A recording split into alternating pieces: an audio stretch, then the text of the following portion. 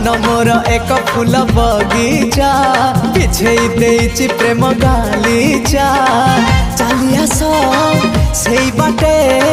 खोजुछि मु साथी गोटे